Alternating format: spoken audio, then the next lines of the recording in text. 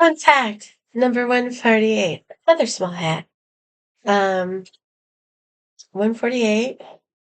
Hope you don't mind, but I'm going to be reading Children of Light, Chapter 13. Healers. And it looks like a long one, so hang in there with me. If you've been following along or you haven't, chapters 1 through 12 are somewhere on this channel. You can probably look up Children of Light or COL and find all the other chapters that I have read.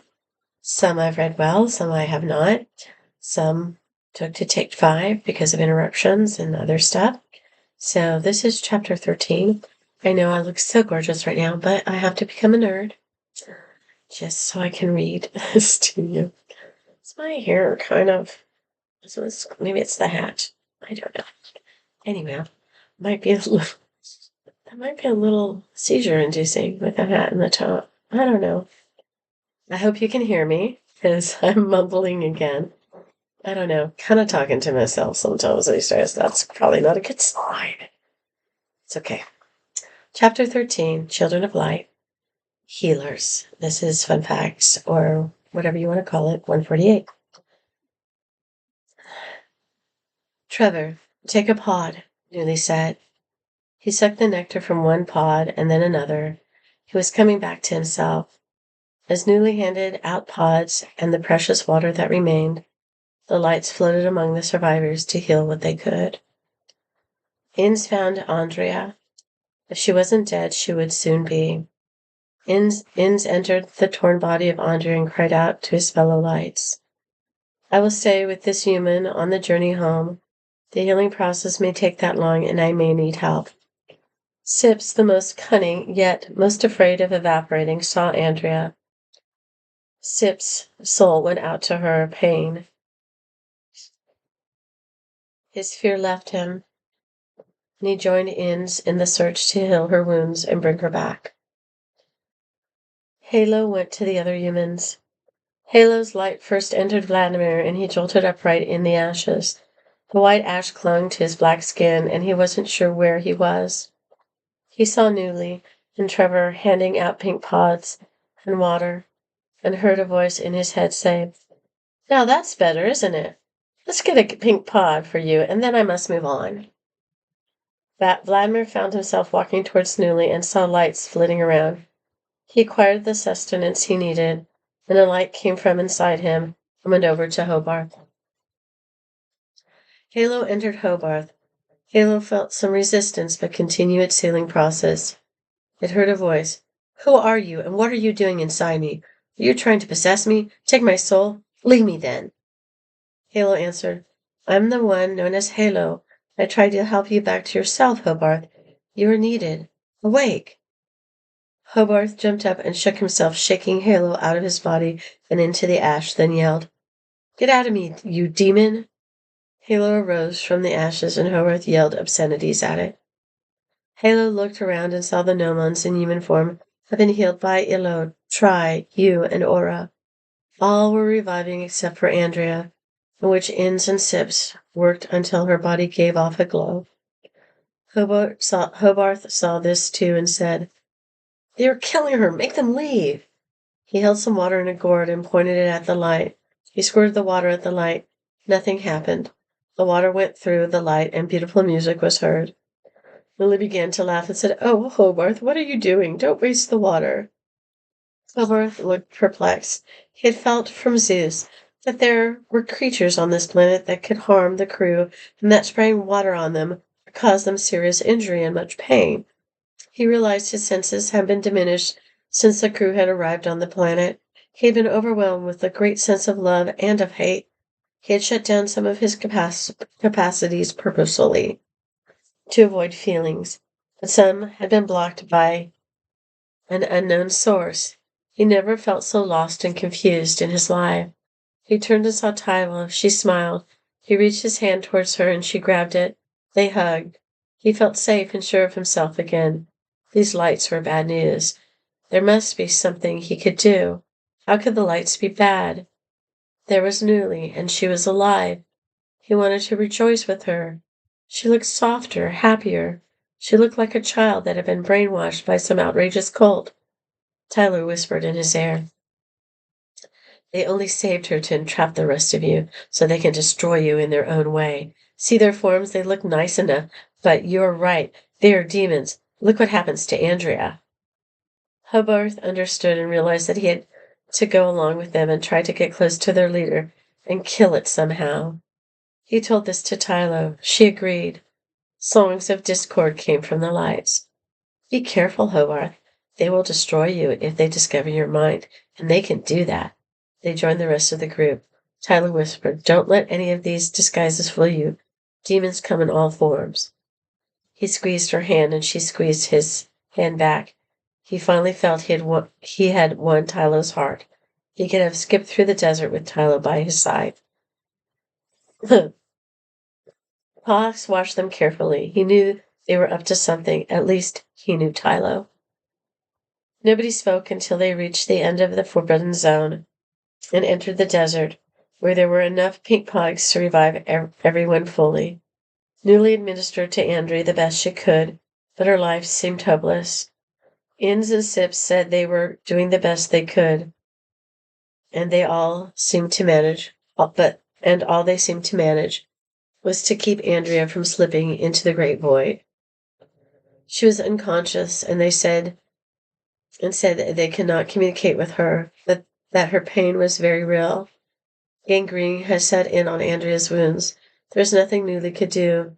Maybe back on Zeus, with all her medical equipment, she might be able to save part of her. They rested that dark night in the desert around the fire of Bolo, the deep red gnomon. Poke spoke first. By now, you lights know our souls, but we know not yours. Let me introduce myself. Perhaps you have heard of me. I am Quark. Illo lifted over to Quark and entered the human form of Quark and said, I am Illo, the leader of the thousands. Why have you come? To destroy us? No, I'm the leader who gave up the battle. I was tired of the destruction.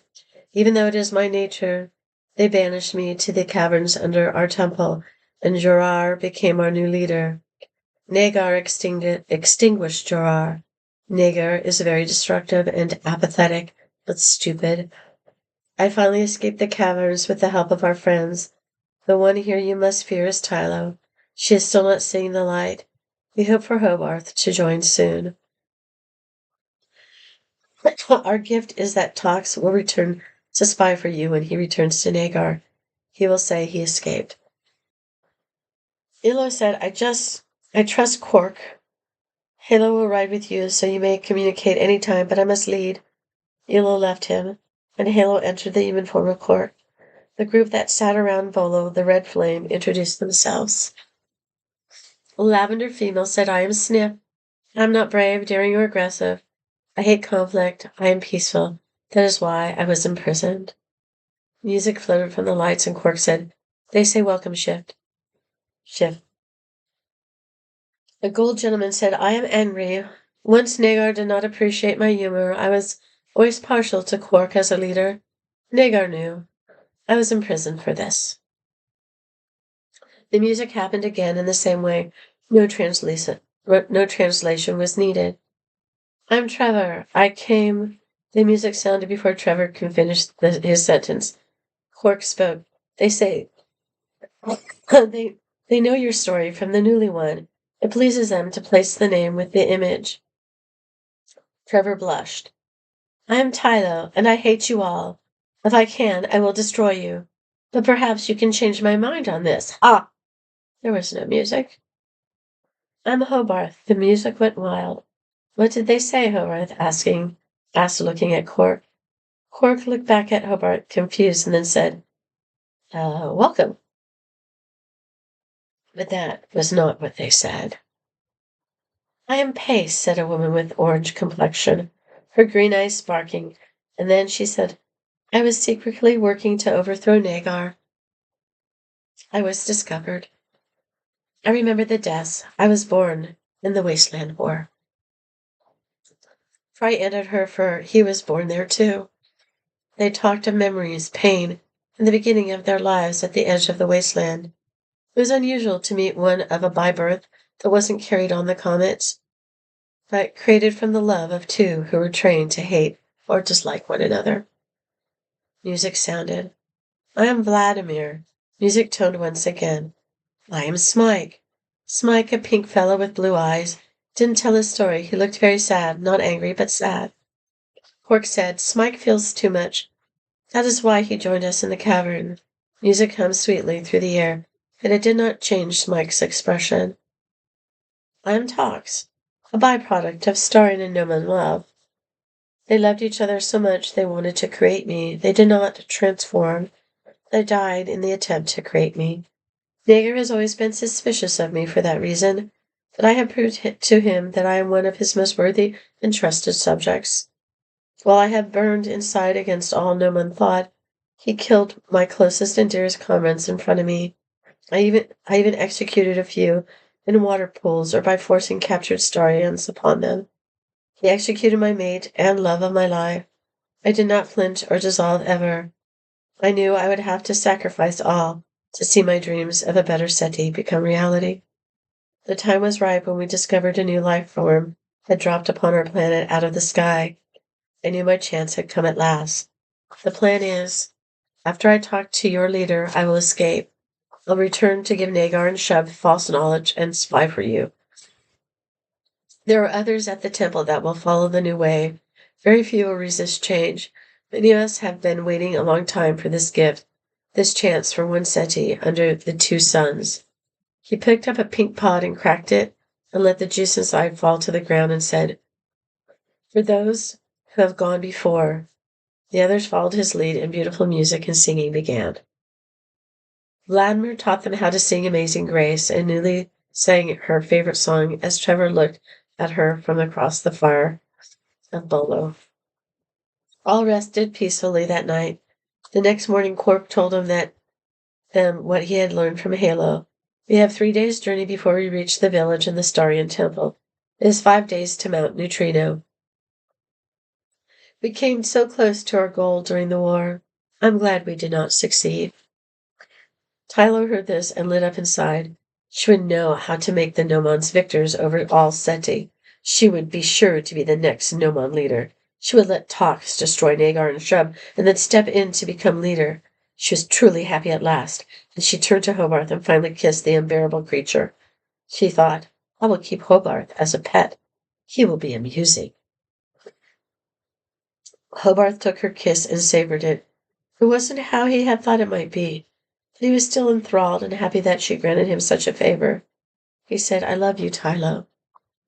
Tylo looked away and cringed, then looked back at him with the best smile she could put on, and said, I know how you feel, as if she was returning the feeling, but she had no idea what love was or meant. She only wanted to control everything. She wanted to have everything. Hobarth squeezed her hand. She squeezed back with no idea why she did. Andrea didn't look much better. Halo had taken Inda's place and tried to replace Sips.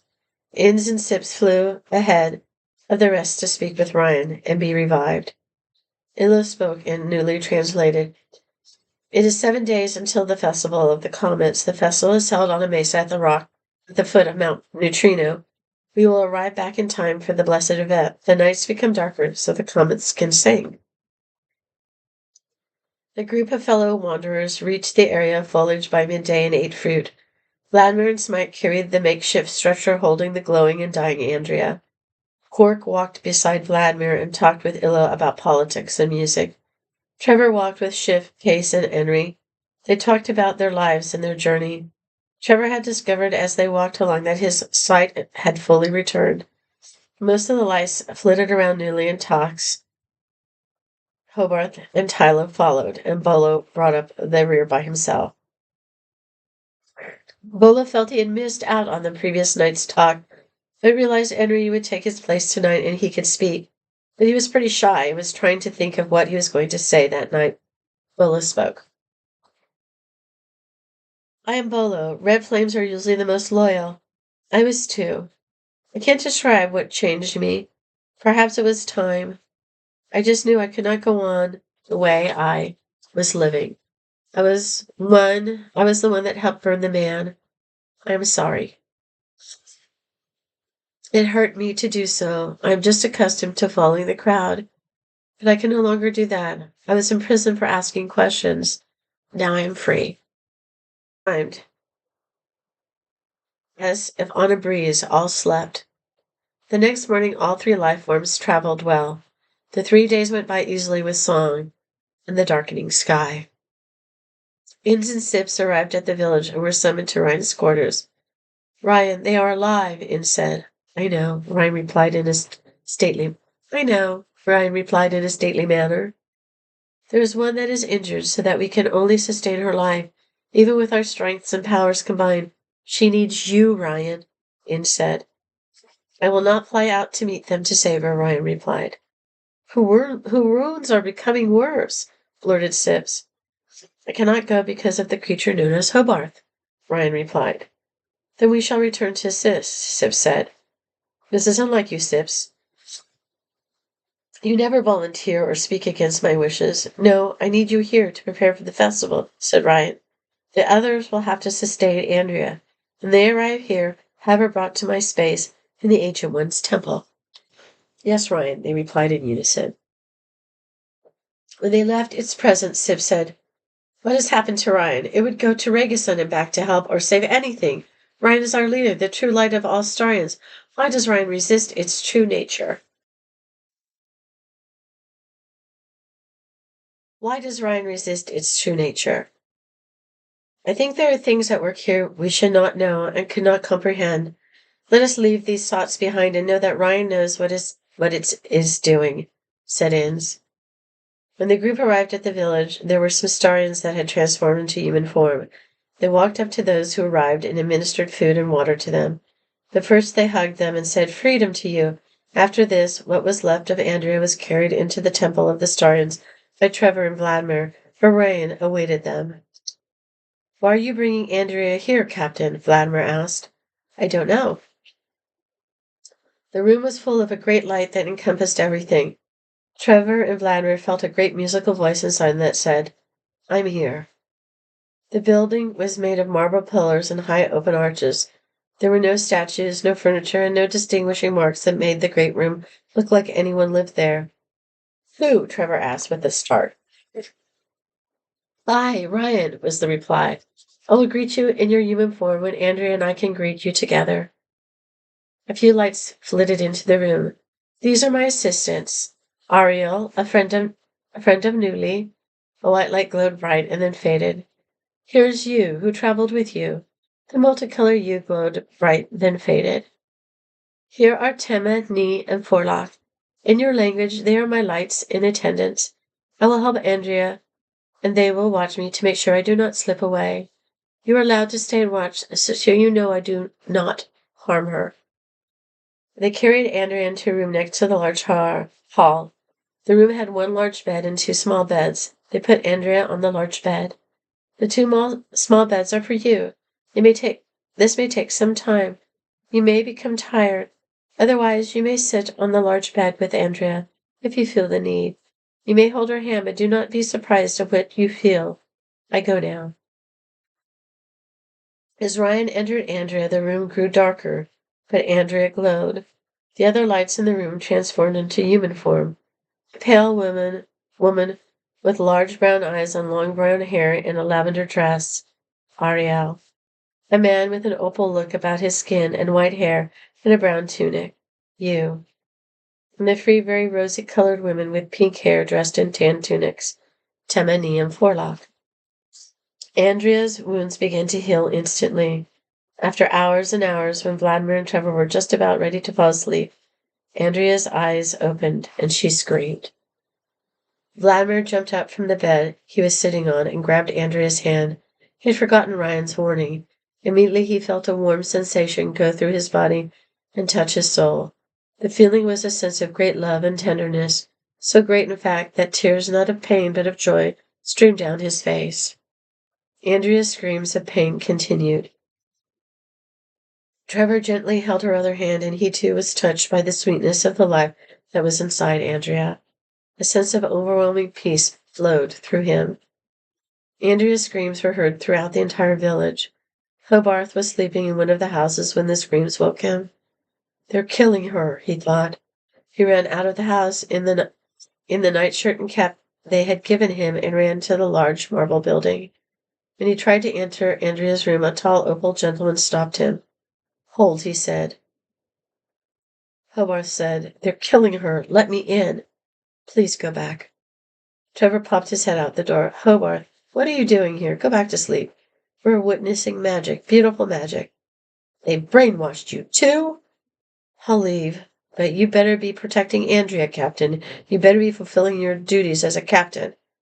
Yes, Hobarth. Now go. Hobarth slinked away grudgingly. Meanwhile, Ariel was beginning to fear for her beloved Ryan. Ryan, are you all right? Ariel shouted. I'm afraid that your holding of hands and the Hobarth disruption have drained Ryan even further, she said to Vladimir and Trevor. Hobarth slinked away grudgingly. Meanwhile, Ariel was beginning to fear for her beloved Ryan. Ryan, are you all right? Ariel shouted. I'm afraid that your holding of hands and the Hobarth disruption have drained Ryan even further, she said to Vladimir and Trevor. We're sorry, Vladimir said. What can we do to help? Trevor asked. Sleep now, said Ariel. Vladimir and Trevor followed Ariel's soft voice that led them to sleep. The three women soothed Andrea's skin with water. She slept through the night. Trevor and Vladimir were by her bedside when she awoke. I'm hungry, she said. Ariel said, Yes, let us all take sustenance. Andrea was healed completely. A little stiff, a little hungry, but completely well. The three women left to go get food and drink. Trevor asked Ariel, Where is Ryan? It has gone to recover in another room. It is very weak. Tammany and Forlock will go to its side after they have fed us, you said. The three women brought fresh clothes, basins of water to wash in, platters of food, jugs of juice, and then exited to be with Ryan. The humans laughed and ate and told Andrea of their experiences. Then you said, She needs her rest now. I will show you the town, tell you of Starian ways and how this town came about. They left Andrea to rest with Ariel and left the great marble building. The sun was setting. The nights were getting darker. This town was built by Riel around the ancient marble building. Riel traveled to your planet many falling stars ago. Riel was before Ryan. Riel came back and built the village, but then left, perhaps back to where you are from or some other such planet, you said. This town was built by Riel around the ancient marble building. Riel traveled to your planet many falling stars ago. Riel was before Ryan. Riel came back and built the village, but then left, perhaps back to where you are from or some other such planet, you said. We call our planet Earth, Trevor said. Earth, repeated you. We do not know where that is located. Riel knew. Ryan may know. Riel did not want to be followed because it knew we would want to bring it back. It was right. We lost Riel, but Riel did leave us with Ryan and new transforms, such as your form. What is that beautiful bird called? Vladimir asked. The one sitting on the ground, you queried. Yes, Vladimir said. That, said you, is a smudge. Smudges cannot fly. Why not? Vladimir asked. They do not know how to use their wings. They climb up Titans and drop. They never open their wings, you explained. Are they unintelligent creatures? Vladimir asked. I don't think that is so. I think it is just a matter of not knowing, you said. Why haven't the Starians taught the Samajas how to fly?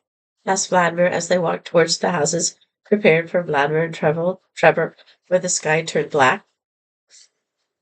I'm not sure, said you.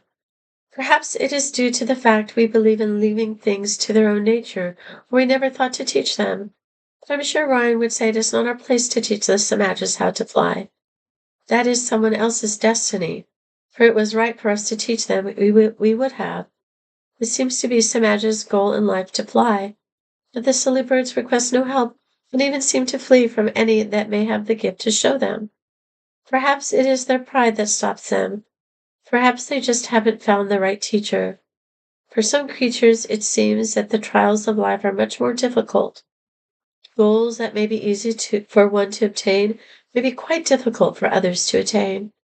The Samajas will always have our love, even if others think the birds are backwards or imperfect. We know them for the true beautiful birds they are. We see them flying even if they do not. We have humans back on Earth who face the same difficulties. I think I understand this, Samaj. Perhaps it is understanding that they need not love, even though love is the greater gift, Vladimir said. Here are your houses. Good night, gentlemen. Good night, you, said Vladimir and Trevor.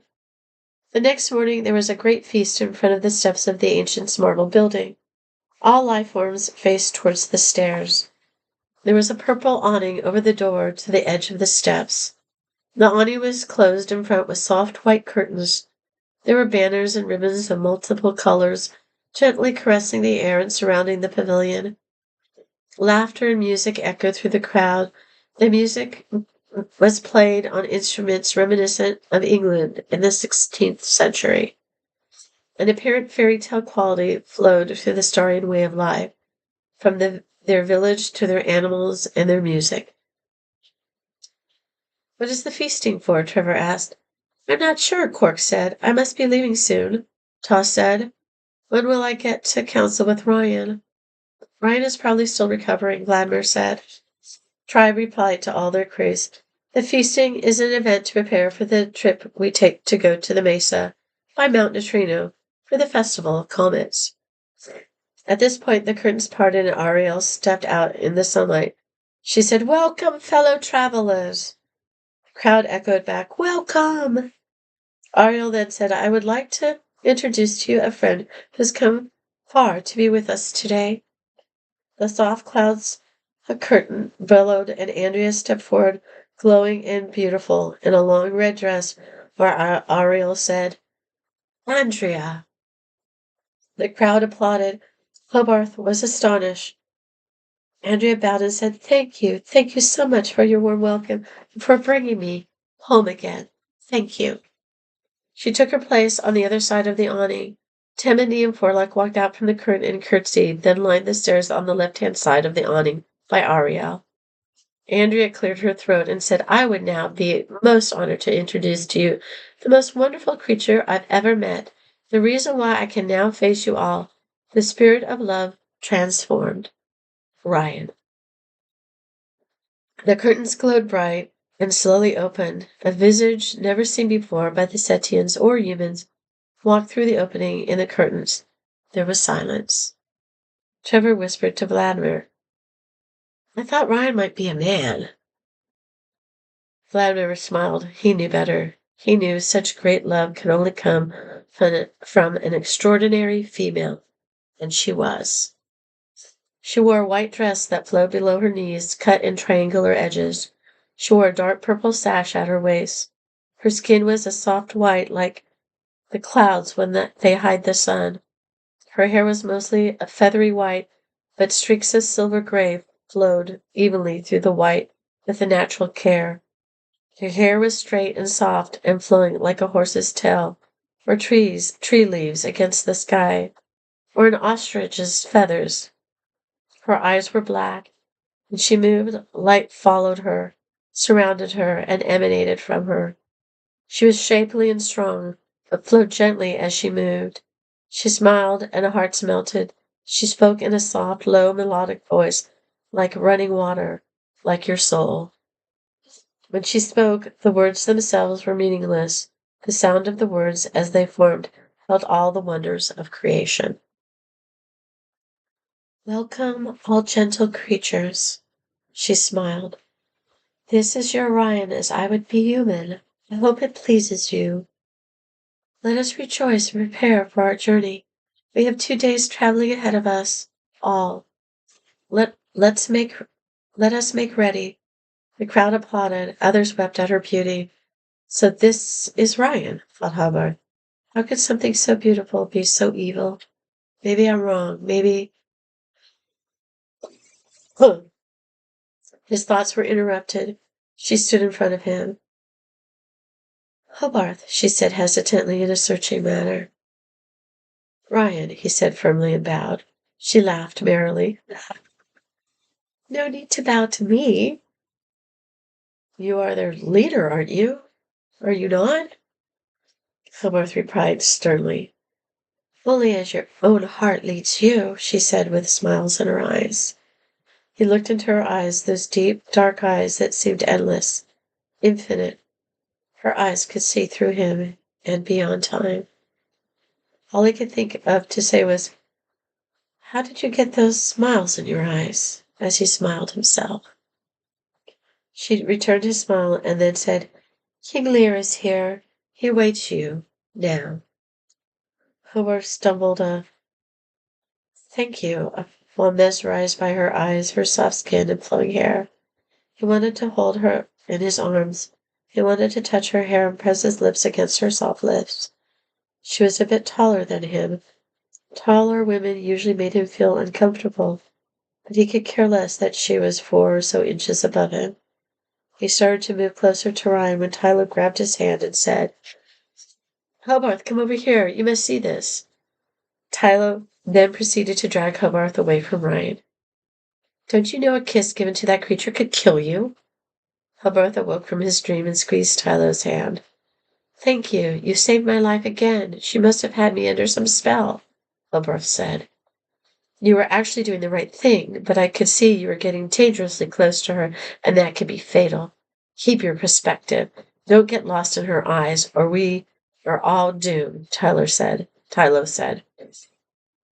This comet thing lends us some more time. Use it. Was there really something you had to show me? Hobarth asked. Oh, just Vladimir trying to teach the cowardly Samajas how to fly. You can return to that evil person now, Tylo said. Let me see Vladimir and the Samajas first, Hobarth said with the enthusiasm of a curious child. He walked across the field towards the Titan.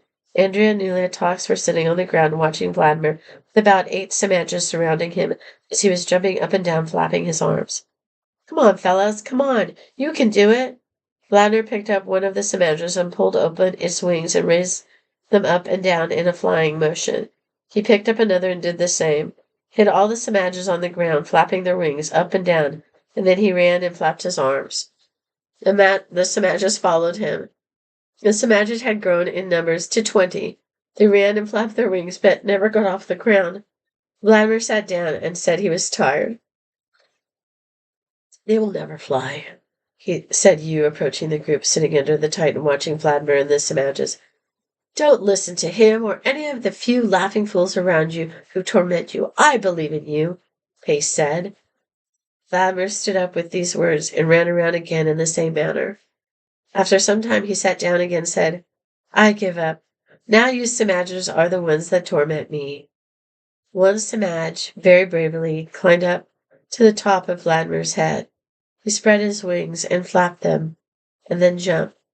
He glided halfway to the ground, and then flapped his wings and took flight.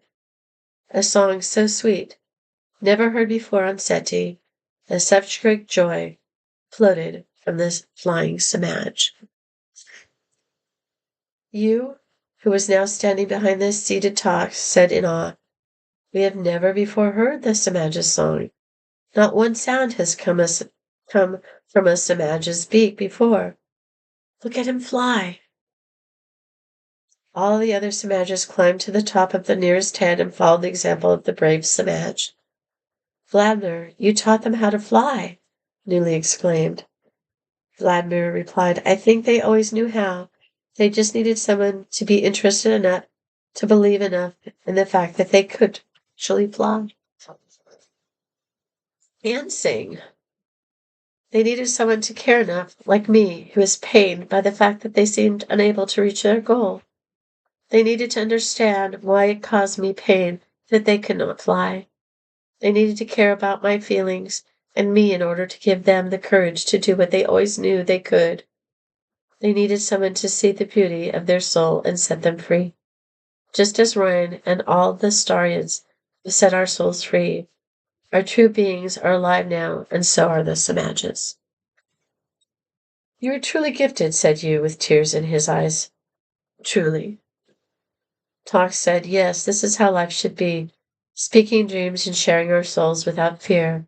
I have only dreamed of moments such as this, such peace in sharing the secret of life and the joy in the wonderments of our hearts. We have all longed to learn from and with others and to grow in ways we have never imagined. No more false and wasted words that fall without meaning like inharmonious chords.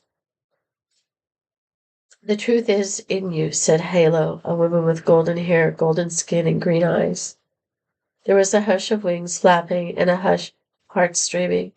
The air was static with energy, but calm and moving in waves as the ocean. The vibration caused Tylo to fall asleep. Hobarth jumped up, broke the silence, and said, Ryan said she had King Lear here. I will go look at him now. And then he ran off towards the marble building. Landed. No one in sight. No one opened door. Communicated utter futility of mission to Celia. Instruments went haywire. No communication. Ryan opened door. Brought here. Waited for Hobarth. Hobarth, King Lear related. You're in fine condition, my boy, Hobarth said. I try, said Lear. How are the repairs going? Hobarth asked. Slow but sure, Lear said. You must have a wire loose. You sound sad. You were not programmed for emotion. Hamlet has the emotion program. Othello has the personality program, and you have the purely analytical program, Hobarth said quizzically. King Lear's lights flashed, and he said with a touch of panic in his computer chip voice, I have no soul. I have no soul. What is it like to feel fear, love, joy? What is it like to have a soul? What have you done to our robot? Hobarth turned and looked at Ryan accusingly. No one has touched your robot, said Ryan. Perhaps the atmosphere on SETI is affecting your King Lear. I doubt that, Hobarth said. We're alone now, Hobarth. Tell me why you hate me so much. Tears came to Ryan's eyes. Hobarth felt tears roll down his own cheeks. She felt his heart speak. He walked towards Ryan, took her hand, and said, The fact is, I don't hate you at all. The fact is... Silence toned. Ryan lifted her head and looked into his brown eyes. Never mind. Ryan began to turn and walk away. Hobarth shouted, I love you more than words could ever express, okay? Oh, I should hate you, but I love you. Love you. I fight this love with every breath, but I'm losing the battle. I've changed since I came here. I don't even know my own thoughts besides knowing others. I'm confused and I don't know why I love you so overwhelmingly, but I do. Are you happy now? He finished. Ryan replied, I love you too. I've cared for you from the moment your ship entered our atmosphere. Give me a chance to prove myself to you. Don't take another's words for who I am and what I am. Will you do that much? We can go slowly along this path. Perhaps we can unravel your confusion together. How could he resist such an offer? The situation fit his and Tyler's plans. And his heart. Yes, Ryan. As he said her name, his body flowed with warmth. At last their lips would meet in the everlasting breath. From then on, he knew he would be with Ryan, and Tyler would have to wait. He felt freer and more at ease now. His talents were returning. He was following his heart with Ryan and leaving his analysis with Tyler. So, that is chapter 3, Saviors. Next time, 13, excuse me. Next time we'll do chapter 14, The Festival. Ciao, Bellas.